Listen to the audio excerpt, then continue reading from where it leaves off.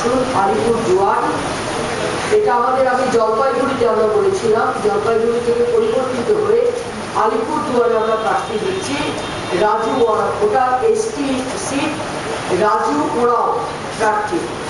8 নম্বর মালদা দক্ষিণ নাজমুল হক প্রার্থী। ইনি আমাদের পার্টির স্বার্থসময় কর্মী। রাজু ওরাও উনি আমাদের একজন কর্মী। মুর্শিদাবাদ 11 নম্বর মুর্শিদাবাদ লোকসভার আসন সিরাজুল ইসলাম প্রাক্তন শিক্ষক। বনগা 14 নম্বর বনগা লোকসভা আসন শ্যামা প্রসাদ মন্ডল মাস্টারমশাই শিক্ষক। 16 দমদম ডক্টর অশোক কুণ্ডু এখানে উপস্থিত আছেন। তিনি ঋষি বঙ্কিম কলেজের অধ্যাপক এবং অর্থনীতির অধ্যাপক এবং বিভাগীয় প্রধান। 20 নম্বর মথুরাপুর রবীন্দ্রনাথ মিস্ত্রি উপস্থিত আছেন। এবং দমদম কেন্দ্রে আমাদের প্রার্থী পরিবর্তন হয়েছে। ডাক্তার প্রদীপ কুমার রায়চৌধুরী ছিলেন, তার মেয়ের বিয়ে ঠিক ওই সময়।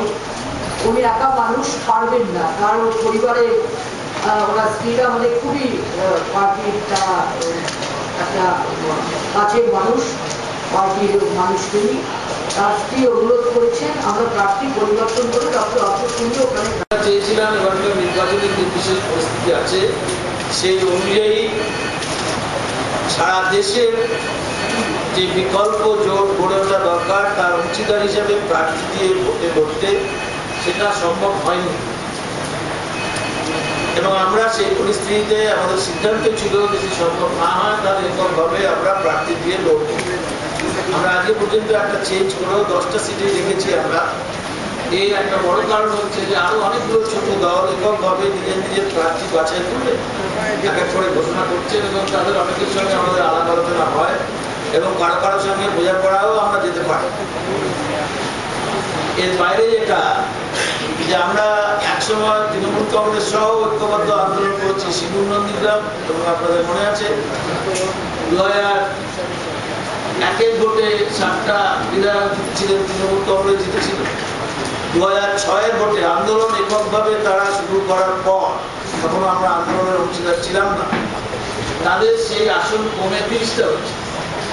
এবং আমরা যখন ঐক্যবদ্ধ আন্দোলনে অংশগ্রহণের ডাক আসে তখনই আমরা বলেছিলাম যে আন্দোলনের স্লোগান ভুল আছে, পরিবর্তন করতে হবে।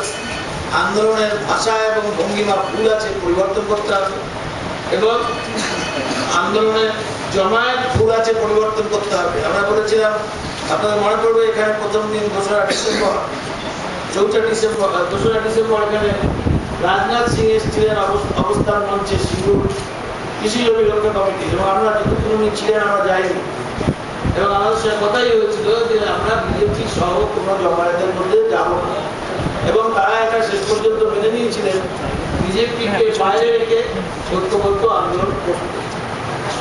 আপনাদের মনে পড়বে প্রথম দিন টাটা সেন্টারে হামলা হয়েছিল, এমনকি পরবর্তী সময় সিঙ্গুরে গিয়েও যখন আমরা অবস্থান শুরু করি একটা ঝামেলা হয়েছিল।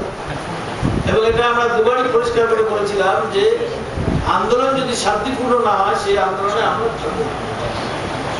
আপনাদের মনে করবে যারা তখন ছিলেন, কভার করেছেন, এই আন্দোলনের স্লোগান 2006 বিধানসভার ভোটের আগে পর্যন্ত স্লোগান ছিল 1 ইঞ্চি জমিও কারখানা করার জন্য ছাড়া হবে। আমরা বলেছিলাম এটা উন্নয়ন বিরোধী স্লোগান, আমরা উন্নয়ন বিরোধী কোন স্লোগানে আন্দোলনে নিজেদের যুক্ত করব না। এবং আমরা যুক্ত হওয়ার পর আন্দোলনের স্লোগান পরিবর্তন হয়েছিল অনিচ্ছুক কৃষকের জমি জোর করে নেওয়া যাবে না।